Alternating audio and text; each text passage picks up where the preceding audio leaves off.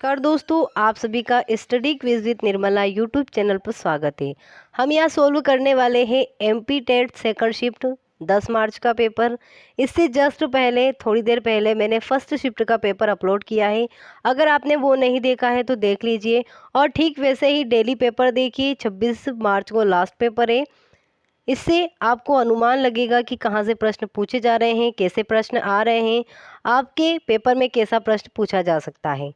अगर आप चैनल पर नए हैं तो चैनल को सब्सक्राइब कर लीजिएगा, साथ में बेल आइकन को प्रेस कर दीजिएगा ताकि आने वाली वीडियो आपको मिले, आप उसे देखें और सॉल्व करें। शेयर ज़रूर कीजिएगा, कमेंट करके बताएं कि आपको वीडियो कैसी लगी और लाइक तो कर ही दीजिएगा। यहाँ पर हमारा पहला प्रश्न है, मूल्यांकन किया जाना चाहिए। बच्चों के सीखने के स्तर का ज्ञान होता है। मूल्यांकन क्यों किया जाना चाहिए ये पूछा गया है, तो इससे बच्चों के सीखने के स्तर का ज्ञान होता है। अगला प्रश्न है, सहयोगात्मक अधिगम से कौन से वैज्ञानिक संबंधित है, तो राइट आंसर था वाइगोत्स्की। अधिगम से बार बार प्रश्न पूछा जा रहा है, सिद्धांत से प्रश्न आ रहा है, जीन पियाजे कोहलबर्ग तो बहुत ज़्यादा ही इंपॉर्टेंट है, इनसे बार बार प्रश्न पूछे जा रहे हैं। अगला प्रश्न है, जड़ बुद्धि वाले बालक की बुद्धि लब्धि कितनी होती है। बुद्धि लब्धि भी बार बार पूछी जा रही है, तो यहाँ पर आंसर रहेगा 71 से कम। कल प्रभावशाली पूछा गया था, सुबह मंद बुद्धि पूछा गया था और यहाँ पर अब जड़ बुद्धि पूछा गया है। अगला प्रश्न है, टर्मन के अनुसार जो बुद्धि लब्धि है उसको आप अच्छे से पढ़ लीजिए, वहीं से ज़्यादा प्रश्न आ रहे हैं। तन मन धन में कौन सा समास है, तो तन मन धन में द्वंद्व समास है। वह अवस्था जब बच्चा तार्किक रूप से वस्तुओं व घटनाओं के विषय में चिंतन प्रारंभ करता है, क्या कहते हैं उसे, मूर्त संक्रियात्मक अवस्था। और ये किसका है, ये जीन पियाजे ने दी थी उस अवस्था, यानी 4 अवस्थाएं जीन पियाजे ने दी थी, उसमें से एक है मूर्त संक्रियात्मक अवस्था। विकास का अर्थ है, विकास का क्या अर्थ है, परिपक्वता एवं अनुभव के फलस्वरूप होने वाले परिवर्तन की श्रृंखला ही क्या है, विकास है। नेक्स्ट यहाँ पर प्रश्न है, पियाजे के संज्ञानात्मक विकास सिद्धांत के अनुसार संवेदी संक्रियात्मक अवस्था होती है, जन्म से लेकर के 2 वर्ष। अगला प्रश्न है, वाष्पोत्सर्जन क्रिया के लिए आवश्यक तत्व है, तो क्या है, पोटेशियम। तो राइट आंसर हमारा होता पोटेशियम। शेषवावस्था में बच्चों के क्रियाकलाप होते हैं, मूल प्रवृत्त्यात्मक। अभ्यास में कौन सा उपसर्ग है, तो अभ्यास में अभी उपसर्ग है, अभी धन आज से अभ्यास बना है, तो यहाँ पर राइट आंसर रहेगा हमारा अभी। नेक्स्ट है, कौशल को सीखने में पहली अवस्था होती है, अनुकरण की होती है। विकास कभी ना समाप्त होने वाली प्रक्रिया है, यह विचार किससे संबंधित है, तो राइट आंसर रहेगा निरंतरता का सिद्धांत। ये निरंतरता के सिद्धांत से संबंधित है। बच्चे का विकास परिणाम है, किसका परिणाम है, आनुवांशिकता और पर्यावरण का परिणाम है। अगला प्रश्न हमारा 14, जीन पियाजे के संज्ञानात्मक विकास में किसको महत्वपूर्ण माना है, तो परिपक्वता को माना है। जिसे करना कठिन हो, वाक्यांश के लिए एक शब्द, करना कठिन हो तो वो हो जाता है दुष्कर। बच्चों की रुचि बनाए रखने के लिए आप कौन सी विधि का चयन करेंगे, बच्चों की रुचि बनाए रखने के लिए आप कौन सी विधि का प्रयोग करेंगे, तो यहाँ पर बच्चों को स्वयं गतिविधि करने को देंगे, यानी करके सीखना विधि का हम यहाँ पर चयन करेंगे।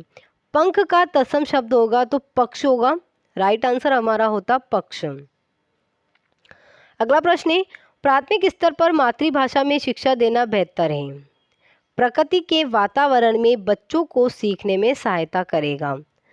राइट आंसर हो जाता कि मातृभाषा में शिक्षा देना बेहतर क्यों है, इससे प्रकृति के वातावरण में बच्चों को सीखने में सहायता करेगा।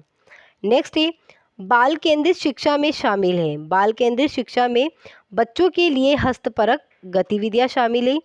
सृजनात्मकता मुख्य रूप से संबंधित है अपसारी चिंतन, कल भी अपसारी चिंतन से प्रश्न आया था, आज भी आया ही, तो यहाँ पर अपसारी और अभिसारी 2 प्रकार के चिंतन होते हैं, तो हो सकता है आपके आने वाले एग्जाम में अपसारी चिंतन से पूछ लिया जाए, अभिसारी चिंतन से पूछ लिया जाए, क्योंकि अपसारी चिंतन से 2 बार प्रश्न आ चुका है। पेयजल में कैडमियम की अधिकता से कौन सा रोग होता है, तो इटाई रोग होता है। तिमिर का विलोम शब्द ज्योति, तिमिर यानी अंधकार होता है। किसने सबसे पहले बुद्धि परीक्षण का निर्माण किया था, तो ये अल्फ्रेड बिने के द्वारा किया गया था। दोस्तों, अगर आपको वीडियो अच्छी लगती है तो लाइक ज़रूर कीजिएगा और अपने दोस्तों में शेयर कर दीजिएगा। अगला प्रश्न है कि कोहलबर्ग के अनुसार शिक्षक बच्चों में नैतिक मूल्य का विकास कर सकता है। नैतिक मुद्दों पर आधारित चर्चाओं में उन्हें शामिल करके कोहलबर्ग से भी बार बार प्रश्न पूछा जा रहा है। तो कोहलबर्ग से संबंधित जितने भी इम्पोर्टेंट प्रश्न बन रहे हैं उनको आप अच्छे से पढ़ लीजिए। अगला प्रश्न है, प्रकृति पोषण विवाद किससे संबंधित है? तो ये आनुवांशिकी एवं वातावरण से संबंधित है। नेक्स्ट प्रश्न है, राम क्रिकेट खेलता है पर अच्छा नहीं, वाक्य में कौन सा वाक्य है? यानी कि ये कथन दिया गया है कि राम क्रिकेट खेलता है लेकिन अच्छा नहीं, तो यहाँ पर कौन सा वाक्य है? तो ये हो जाएगा संयुक्त वाक्य। पर, लेकिन, किंतु ये सब संयुक्त वाक्य के पहचान है। जिस प्रक्रिया में व्यक्ति दूसरों के व्यवहार को देख सकता है ना कि प्रत्यक्ष अनुभव से, यानी व्यवहार को देख तो सकता है लेकिन प्रत्यक्ष उसका अनुभव नहीं कर सकता, वो होता है सामाजिक अधिगम। विनायक किसका पर्यायवाची है? तो विनायक गणेश जी का पर्यायवाची है। नेक्स्ट है, खिलौनों की आयु कहा जाता है? तो पूर्व बाल्यावस्था को कहा जाता है। प्राथमिक प्रदूषक है कार्बन डाइऑक्साइड, सल्फर डाइऑक्साइड और अमोनिया, ये प्राथमिक प्रदूषक है। नेक्स्ट है, जैविक पदार्थों को सड़ने गलने से कौन सी गैस निकलती, यानी कि जैविक पदार्थों के सड़ने गलने से कौन सी गैस निकलती है? तो यहाँ पर राइट आंसर हमारा होता है सल्फर डाइऑक्साइड और नाइट्रोजन के ऑक्साइड। अंतरिक्ष में जाने वाली प्रथम महिला कौन थी? तो वेलेंटिना तेरेश्कोवा थी। राइट आंसर होता हमारा वेलेंटिना। बुद्धि के बहुकारक सिद्धांत के प्रतिपादक थॉर्नडाइक। मैंने आपको प्रत्येक एग्जाम में कहा है, यानी प्रत्येक वीडियो में कहा है कि सिद्धांत से बार बार प्रश्न पूछे जा रहे हैं। अगला प्रश्न है, रेडियर किस बायोम का जंतु है? तो ये टुंड्रा बायोम का है। शिक्षा की किंडरगार्टन पद्धति का प्रतिपादन किसने किया? फ्रोबेल ने किया था। नेक्स्ट है, स्टोन कैंसर जैसे खतरे का प्रमुख कारण किसे माना जाता है? अम्ल वर्षा को माना जाता है। प्रतिभाशाली बालक तीव्र और आसानी गति से सीखते हैं, इसलिए उन्हें प्रतिभाशाली कहा जाता है। वायु प्रदूषण का सूचक किसे कहा जाता है? तो लाइकेन को कहा जाता है।